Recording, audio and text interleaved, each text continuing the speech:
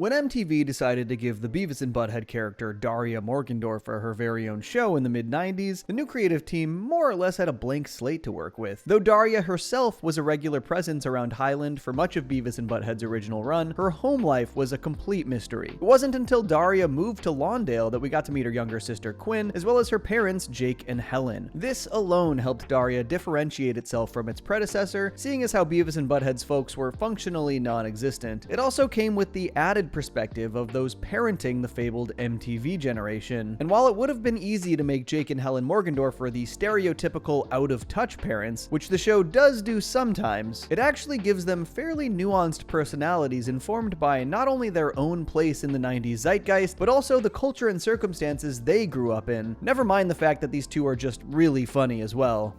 Remember what the doctor said last time you burst a blood vessel? Yeah, he said that'll be $200.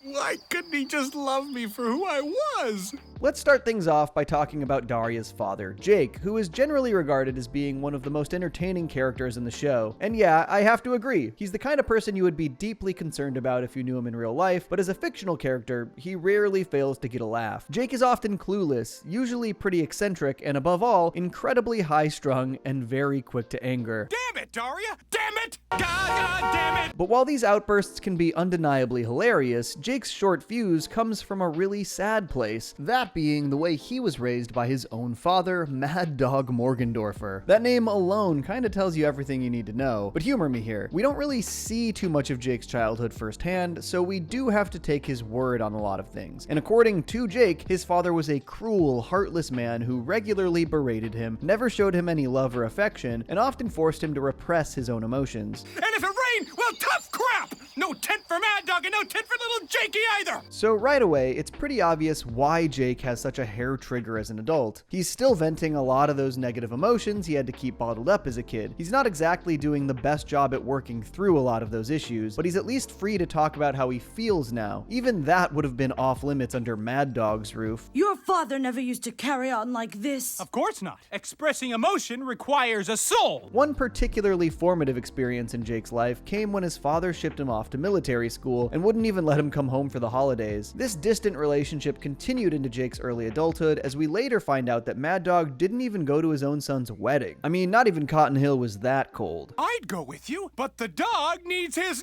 nails clipped. Happy wedding, son! The King of the Hill comparison may seem random, but I think it's actually very apt, considering that these two shows not only premiered the same year, but are very much part of the same family tree as well. After all, King of the Hill co-creator Mike Judge also created Beavis and Butthead, so while Judge had no real involvement in Daria's spin-off series, there is a shared DNA here. These shows are like cousins in a way, and it's interesting how both of them ended up tackling this sort of dynamic through their main paternal figure. No matter what I did, he'd always done it better. Like Jake Morgendorffer, all Hank Hill ever wanted was his father's approval, something I've discussed a lot in the past. The difference is that Cotton was actually around for most of King of the Hill's run, so even though he never truly succeeds, Hank does still try to make that happen. And despite how much he resents Cotton, he's often hesitant to speak ill of him. In Jake's case though, Mad Dog is already long dead by the time Daria begins. For him, that closure was never even a possibility. As a result, he doesn't really have that same internal conflict. All that's left is anger and sadness. Merry Christmas, Dad! In hell!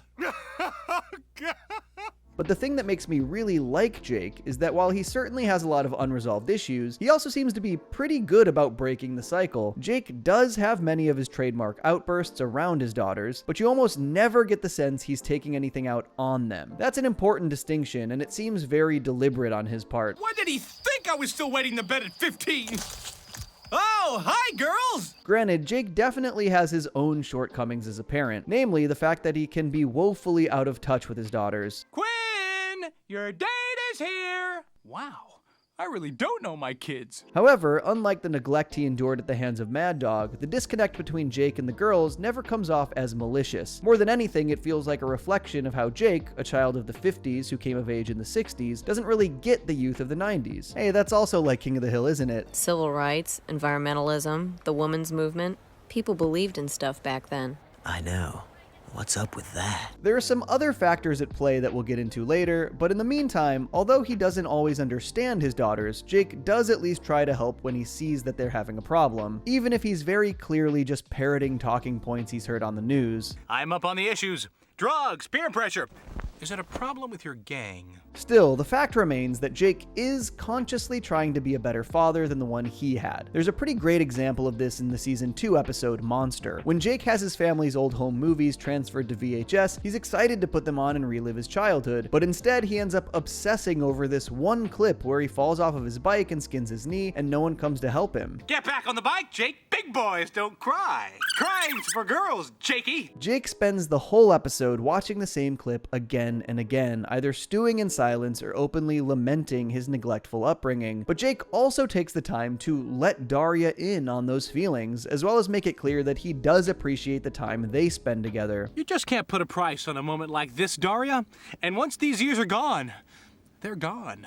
For her part, Daria knows as well as anyone that Jake is far from perfect, but she does at least seem to recognize and appreciate the effort he's putting in. It's awkward and clumsy, but she can see that he's trying. You call this parent-child bonding?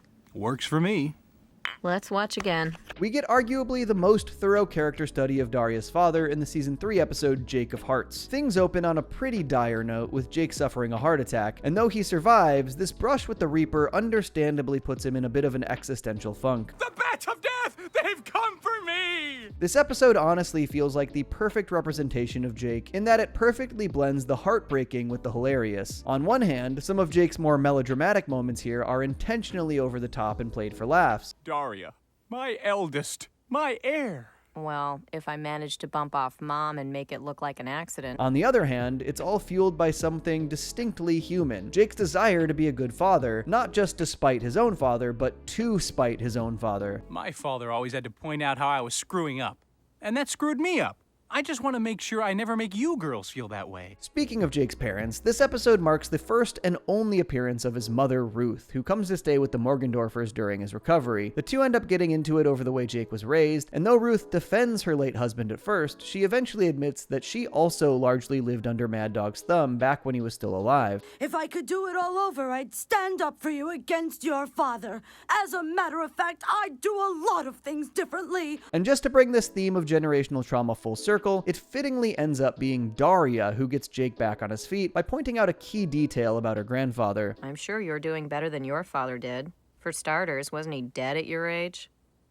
Hey! God, the way Jake absolutely beams after he registers the fact that he's lived longer than his dad, it's just really great. But as morbid and as funny as this is, there's something very real at the center of it. Jake realizing that while nothing he did was ever good enough for Mad Dog, there's one thing he can say he has his father beat at. Yahoo! I'm better than him at living! All that being said, let's not forget that when it comes to Daria's parentage, Jake is only half of the story.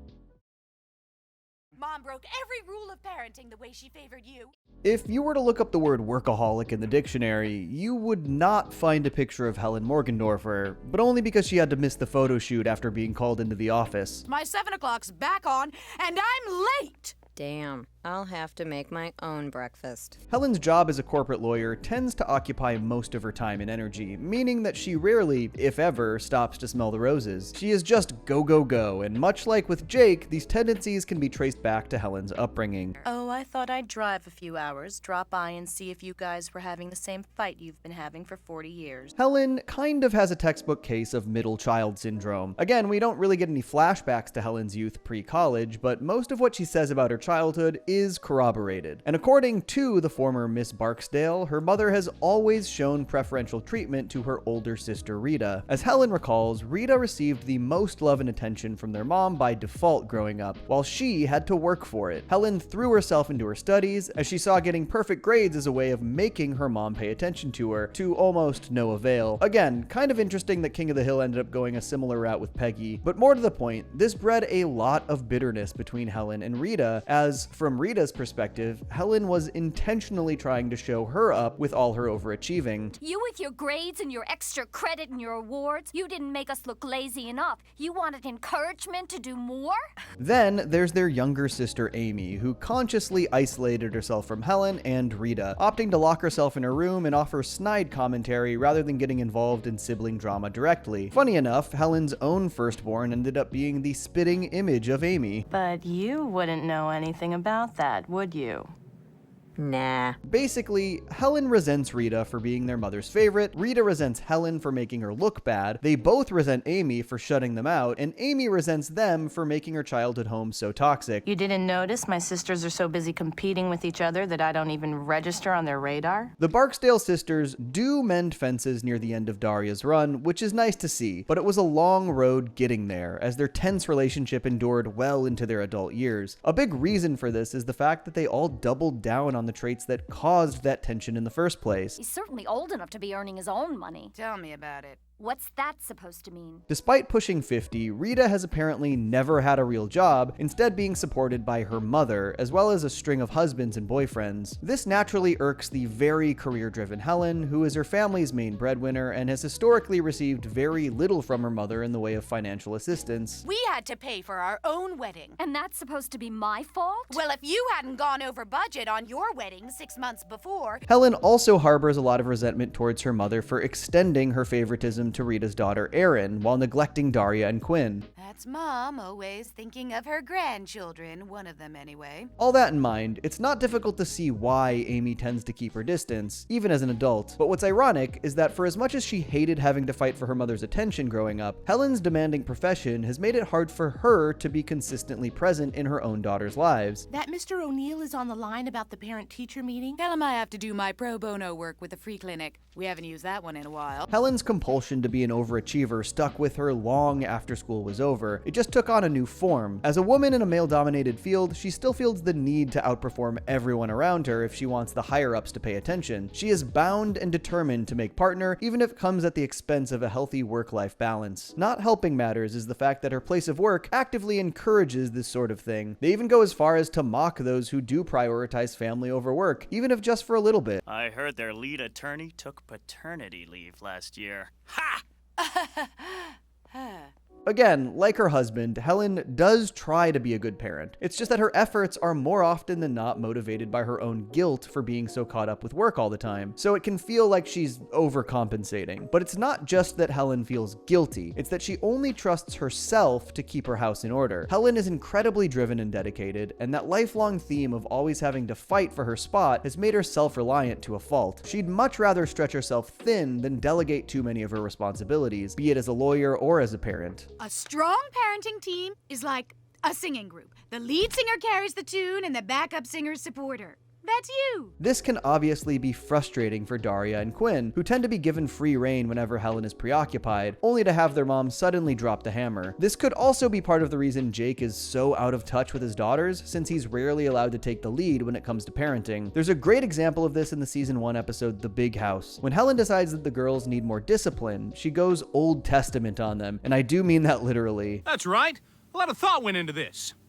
Do I need to read these? Later. Helen is in this really tricky spot where she wants to set a good example for her daughters by being a respected professional woman, presumably because she doesn't want them to end up like Rita, or her mother-in-law for that matter. You see, despite eventually realizing just how repressed she was in her marriage to Mad Dog, Ruth still holds some rather outdated beliefs regarding a woman's place in the world, which obviously puts her at odds with Helen. Wouldn't it be easier just to marry a nice doctor? But because of the pressure she puts on herself to always be super mom, Helen doesn't always give herself the time to just be mom, and the fact that this eats at her doesn't go unnoticed. Mom's resentful that she has to work so hard, which obscures her guilt about actually wanting to work so hard. Helen isn't a bad mom, she just struggles to find that balance. And I don't think it's a coincidence that some of her best parenting moments come when she stops trying so hard to be in control and just allows herself to be present and available. Honey, things will work out. I don't know how, but they will. You don't know how? What kind of parental wisdom is that?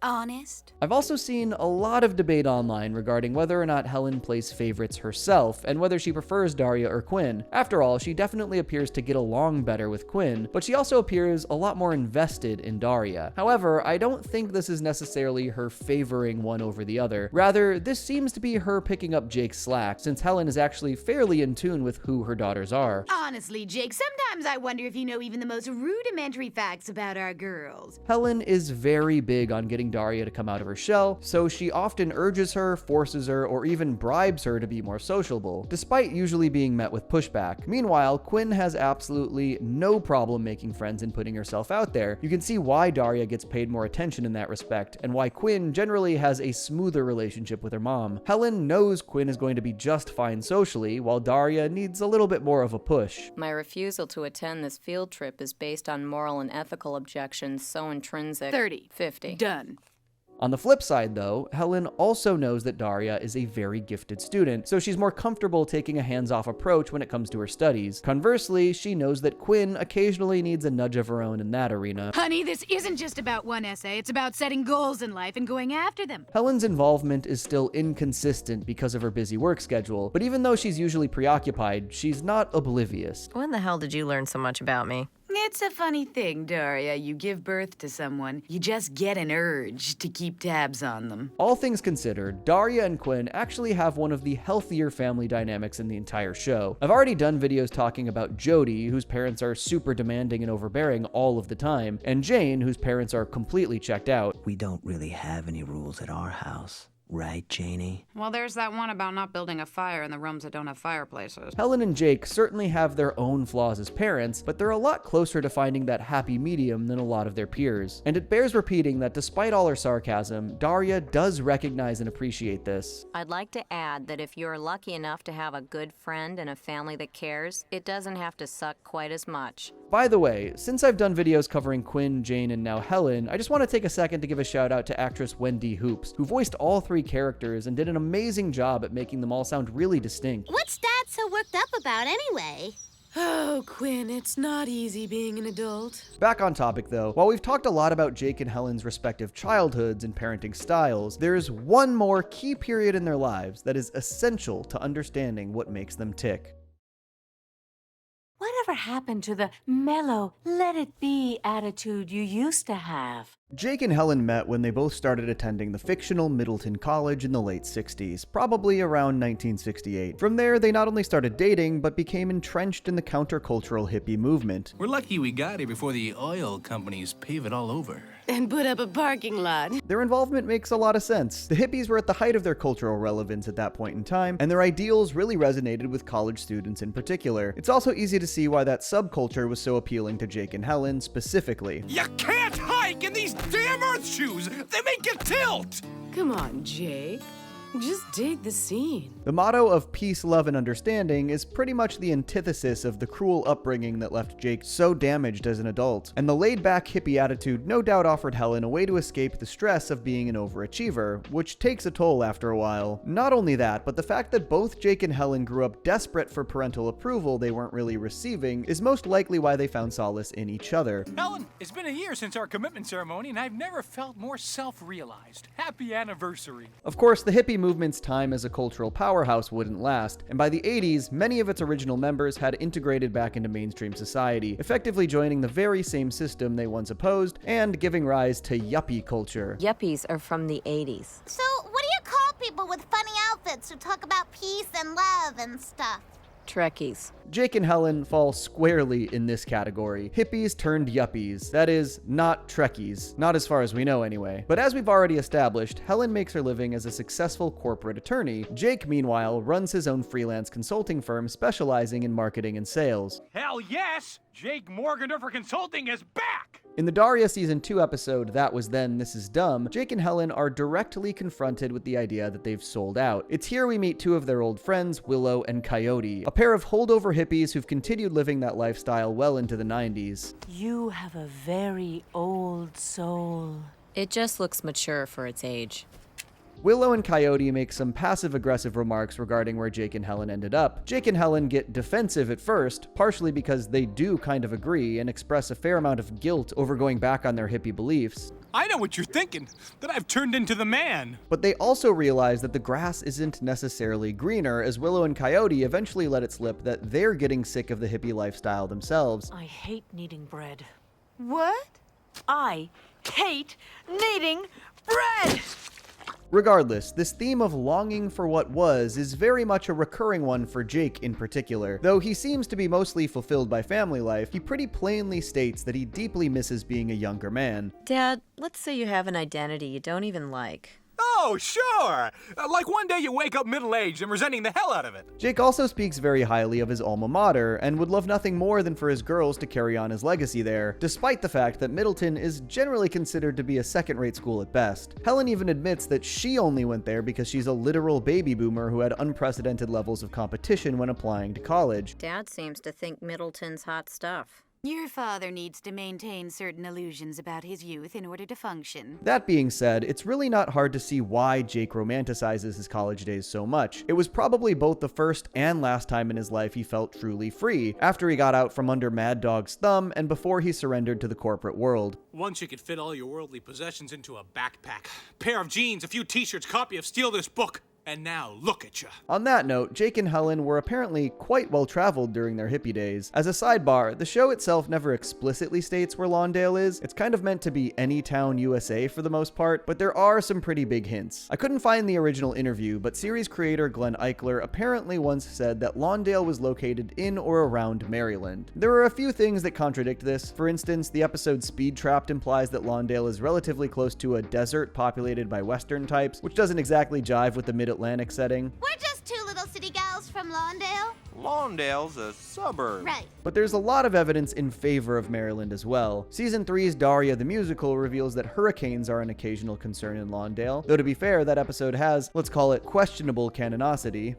The big wet rainstorm's over, the airbag saved our life. The big wet rainstorm's over, explain this to the wife. The most compelling evidence is fittingly college-related. We know from Daria's finale movie that Lawndale is close enough to Boston that a road trip to visit schools there is entirely feasible. Boston is about 6.5 hours from Maryland's capital city of Annapolis, which sounds about right for the drive they went on. Then there's Jake and Helen's old school, which is implied to be very close to Lawndale, maybe just outside the town itself. This is of note because Middleton is confirmed to be a colonial college that was founded in 1776, meaning it's definitely on or near the East Coast. Back then, the all-male student body attended chapel twice a day and endured whippings as punishment for impure thoughts. In fact, this could be why Jake and Helen chose to move to Lawndale following their time in Highland. They would have already been familiar with the region. Why they decided to settle down in Highland in the first place is anyone's guess. You don't want it to be Highland all over again. Not much chance of that happening.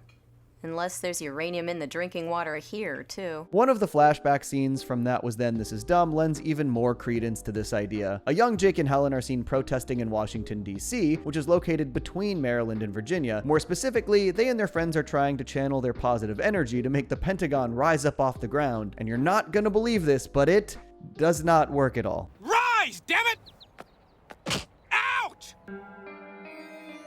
Stupid five-sided building. That very same episode also reveals that Jake and Helen once spent a night in jail in Boulder, Colorado in August of 1969 after Helen punched out a cop. And if you're wondering what they were doing there, Boulder was sort of a mecca for hippies back then. No, they never formally charged them. We know from Season 1's Road Warrior that Jake attended the infamous Altamont Music Festival, which took place outside of San Francisco in December of 1969. Fittingly enough, I suppose, that event has sort of become synonymous with the downfall of the hippie movement. Terrible tragedy. But I demanded my money back and I got it. But yeah, Jake and Helen basically would have traveled coast to coast that year, which is no small feat. In fact, the only thing more impressive is the fact that Jake somehow managed to get a refund from a concert that didn't charge admission. Wasn't Altamont free? That's the same line they tried to use on me. I think Jake's decision to go the freelance business owner route also says a lot. He may not be able to travel the country on a whim anymore, but he at least has the luxury of being his own boss. Although I use the word luxury a bit loosely there. Your father had a little business setback, dear. He lost a client. The freelancing game can be pretty rough, and it's implied that Jake sometimes struggles to lock down clients and keep a steady income. But while that can obviously be extremely stressful in its own right, it seems that Jake still vastly prefers it to the alternative. The alternative being something more akin to Helen's lawyer job, which is far more stable and lucrative, but offers a lot less freedom. Damn it, Helen! I'm a man with my own business. I'll never work for somebody else again. Never. Do you hear me? We actually learn at the end of the series that Jake did work a more traditional office job when Daria and Quinn were much younger. The experience drove him completely mad, largely because of his boss, who I don't think it's a stretch to call a stand-in for his late father. Your father was in a job he hated with a really sadistic boss. Lousy mini Mussolini! Jake! This is probably why Jake never really seems resentful that his wife is the main breadwinner, or at least he doesn't resent the fact in and of itself. More on that later. But still, if anything, he likes it better this way overall, and given that Helen is about as type A as they come, we can assume she does too. I hope you don't think I let you down with that job and all. Jake, I'm glad you're back to normal hours. I missed you. Speaking of Helen, while she also occasionally waxes nostalgic about her hippie days, she contrasts her husband in that she mostly seems to have left them behind. And this makes a lot of sense for her character. I wish you'd stayed with us. No, Willow. It was time for us to move on. Like I mentioned earlier, Helen most likely saw the hippie lifestyle as a potential break from her busy life as an overachieving college student. But in another flashback, we see that while she and Jake were living in a group house, Helen and the other women were expected to do most of the work while the men just sat around. I want some help, and I want it now! Wow, sounds like the girls are getting liberated. I could easily see this as being at least part of the reason she ended up growing disillusioned with the movement as a whole. She might have come to see it as just being the same old story with a different coat of paint. And at some point, she probably decided that if she was going to be working herself to the bone anyway, she might as well be making good money for it. Plus, it seems pretty obvious that she and Jake were never going to be in it for the long haul like Willow and Coyote. We don't need manufactured foods. We don't need chemically softened toilet paper. We don't? But they weren't mere tourists either. Jake and Helen had their convictions, and this ties into another interesting aspect of Helen and Daria's dynamic specifically. What happened to my beliefs? What happened to being part of the solution, not part of the problem? As I said before, Helen often pushes Daria to be more outgoing and isn't shy about criticizing her eldest daughter's antisocial tendencies. And while her heart's in the right place, it's easy to read this as Helen viewing mainstream conformity as not only inevitable, but essential. That said, we also see that Helen really respects Daria for having such strong convictions herself. And I think part of the reason for that is Helen's shame over turning her back on a lot of her own youthful ideals. You have strong beliefs and you want to live by them. That's not a fault or a character flaw. It's admirable. And while Daria does appreciate Helen, it's possible that the notion her mom sold out is partially what fuels her own cynicism. There's a really complex push and pull going on here, and it's far from the only one in the Morgendorffer household. So, what do you think of the Morgendorffers? What a couple of head cases. Now that we've talked about Jake and Helen's past and their respective parenting styles, I want to get into what they're like as a married couple, and how that plays into the larger family dynamic. Remember how I said Jake's personality tends to be really exaggerated for comedic effect, but is still very human at its core? Well, the same can be said for Jake and Helen's relationship. It's oxidizing. Certain interactions between them are clearly elevated to the nth degree for the purpose of getting a laugh. The show is comedy first, after all, but when you strip away the silliness and the slapstick, you get what is honestly a pretty realistic depiction of a couple who have been together for a long time. At about 30 years in, Jake and Helen still deeply love and care for each other, but all that time has allowed for things to get a bit stale, as well as for certain resentments to surface. What if what was once a hot relationship is now sort of a drag? I mean, when you've been with someone for that long, it's safe to say that you know them pretty well. So it's not unheard of for you to just run out of things to talk about. And we see at multiple points that they struggle to connect in the same ways that they used to. We're supposed to be bonding. Oh, right.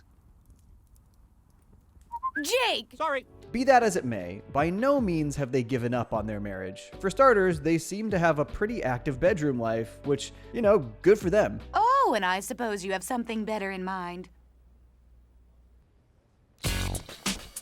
But more than that, they show that they are willing to take the necessary steps to keep the spark alive, even if their own bad habits and quirks sometimes get in the way of that. For instance, there's the time Helen started seeing an intimacy counselor without Jake because it was easier for her to work the appointments into her schedule that way, which is just peak Helen. This is the perfect opportunity for us to spend that quality couples time recommended by our intimacy counselor. Great idea!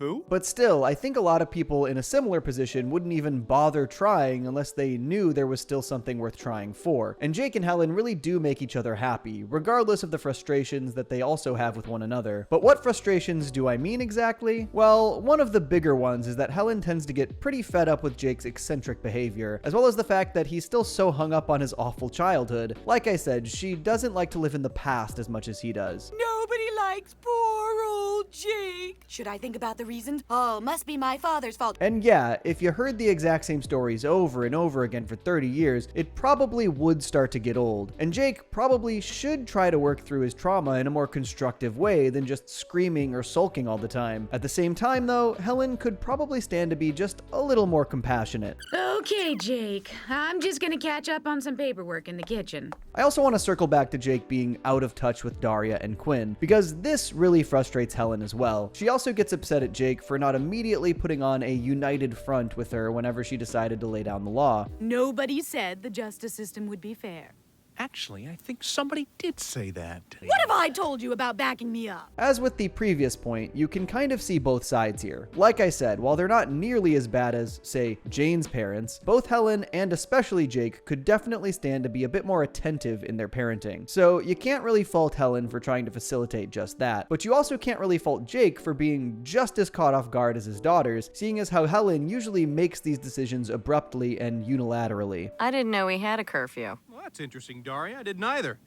But according to your mother... Jake. Helen wants Jake to always have her back, but she's not always willing to extend the same courtesy in return. There's at least one instance where Jake does call her on this, particularly as it pertains to his job and her seemingly not taking it seriously. You know, you could be a little supportive of my career. I am supportive. It's just right now I've got more important... And while we're on the subject, remember how I said Jake isn't particularly bothered by Helen being the breadwinner? This is still true in the sense that Jake doesn't seem to have that macho aversion to having a wife who makes more money than he does, probably because he's rejected much of his father's antiquated worldview. Tried to mold me into a soldier, but did he ever let me have a G.I. Joe? Didn't want his boys playing with dolls, he said. But although he's happy to let Helen steer the ship, and Helen is more than happy to oblige, Jake does feel somewhat neglected in his marriage. And given what we know about Jake's childhood, this can stir up some rather strong emotions, which don't always come out in the most constructive way. I'm very, very important and very, very stressed, and I don't have time to actually do anything for anyone else, but I can pretend I care, can't I? It's really tough. Tensions are high in this scene, and Jake is coming in way too hot, but Helen's reaction tells the whole story. She knows there's some truth to what he's saying, but one thing Jake gets wrong is that Helen does genuinely care. She's just not always the best at showing it. And on the flip side, while Helen feels a lot of guilt over that lack of work-life balance we talked about, Jake carries his own share of guilt for not pulling more weight himself. But rather than really confront this, he opts to deflect by playing up the chaotic aspects of his personality, which Helen calls him out on. No matter, I'm not saying anything relevant anyway. I'm lost in a fog when I'm not flying into a rage. To be clear, Jake's eccentricities are real, but over time he's learned how to use them as a defense mechanism. And once again, Daria easily picks up on this. Dad's guilty about being less driven than Mom, but thinks it's wrong to feel that way, so he hides behind a smokescreen of cluelessness. Jake does this in a variety of ways as well. In fact, that air of cluelessness sometimes even offers a nice reprieve from his near perpetual anger regarding his youth. It's an alternative that's not necessarily healthy, since he's just avoiding the issue altogether that way, but it's almost certainly a lot easier on his blood pressure. The air thick with oppression and the constant threat of... Look! A ducky. Hey, neat! That leads into one last thing I want to talk about before wrapping things up, which is the ways Daria and Quinn actually take after their parents. If you've seen my video on Quinn, you'll know that I spoke at length about how she really leans into her persona as a fashion-obsessed popular girl in order to avoid facing her own insecurities regarding her inner depth and intelligence. It's not one-to-one, but it is similar to Jake's smoke screening. I'm sure you just feel obliged to stress the moronic aspects of your personality so you'll fit in better with the fashion drones. Daria, on the other hand, has a very different temperament from both her father and sister. While Jake is loud and Quinn is bubbly, Daria is typically defined by her deadpan expression and monotone speaking style. But while it's true that she doesn't often have emotional outbursts, it does happen. And when it does, I mean, come on, tell me this isn't Jake talking. Damn it! Damn it, damn it, damn it. As for Helen's influence, Daria inherited one big personality trait from her mom, which ironically only exacerbates some of the tension in their relationship. A gross insensitivity to others' needs and an overriding conviction that she is always right. Daria and Helen are both extremely stubborn and stuck in their ways, so when they don't see eye to eye on something, which is often, it results in a lot of mutual frustration, particularly in the early seasons. But as the show goes on, we see their relationship soften a bit as they come to understand each other better. They're never fully on the same page, but over time, they become a lot more willing to meet each other halfway. You really don't hate me for working so hard. I came to this stupid place and pretended to be well-adjusted, didn't I? The same can be said for Jake and Helen, whether it's Jake making an effort to be less obtuse, slow as that process is, or Helen tagging along with Jake to meet clients, not because she wants to, but because she knows it's important to him. Even at their age, they're still learning about each other, and you get the impression that they're slowly but surely learning to be more patient with each other as well. Where am I? You're safe with me, Jake. Your father's dead and Corporal Ellenbogen's far, far away. Whew. By the time the show concludes, things aren't perfect. Far from it, in fact. But I can't stress enough how important it is that they're trying. And that's the note I kind of want to end on. For all the drama and dysfunction, there's clearly so much love in the Morgendorffer house if you take the time to look. Daria giving her parents reassurance when they need it most, Helen comforting Daria after her falling out with Jane, Quinn deciding to study medicine so she can take care of Jake after his heart attack, Helen holding on to an awful anniversary gift for decades because of the love and effort Jake put into it. Hell, I did a whole video about Daria and Quinn learning to get along. You're gonna have friends and everything. I know it sounds hard to believe. Gee, thanks. But, thanks. All these moments feel so perfect for Daria, a show that often revels in its main character's sarcasm and cynicism, but is ultimately about her learning to let those walls down and open herself up to the human experience, if only for a little bit at a time. It occurs to me that maybe I wasn't the easiest child in the world to raise. Perhaps I'm quite lucky to have you for parents. To that end, Jake and Helen's humanity is one of the things that really makes you appreciate Daria's writing. For a show obviously meant to appeal to the angsty teens tuning into MTV back in the day, it would have been so easy to make these two one-dimensional, out-of-touch jerks who had no interest in their kids and unambiguously hated each other. And a lesser show might have done just that. What we have instead is a very humorous yet very authentic portrait of two deeply flawed but caring people who were raised in difficult households, had a whirlwind romance against the backdrop of the hippie movement, got married, settled into suburban life, and are now trying to figure out the whole parenting thing for themselves. They're not always the best at it, but they are very conscious about not making the same mistakes as their parents. We weren't happy to be called into school because we knew it meant you weren't happy. But we were never unhappy with you. Could you argue that Jake and Helen are sellouts? I mean, sure, but it all goes back to that authenticity. And this not only feels like a very true-to-life depiction of the hippie aftermath, but of how people's priorities really tend to just change as they get older, especially when kids come into the picture. Other things change with time as well. Relationships that once came easy now require more effort, and you may find yourself in disagreements when neither person is necessarily 100% right or 100% wrong. Insecurities you hoped would fade away now just take on new forms. You find yourself having to adapt to a world that's almost unrecognizable from the one you grew up in. And sometimes, the best you can hope for is someone who will stick by you through it all. You're the same kind, decent, intelligent man I fell in love with all those years ago. Really? Folks, thanks for tuning into another Daria video. This was once again another great script by Noah Dominguez. Please check out the link in the description to see more of his work, and stay tuned for more Daria videos coming soon. I stay mellow watching Johnny two cellos. He talks cartoons, he's a really cool fellow. He keeps you posted on adult cartoons. If that's what you're into, then grab a spoon and a very big bowl of your favorite cereal. Feels like Saturday morning cartoon material. Johnny two cellos, watch him on YouTube. Now enjoy this groove and bust a move.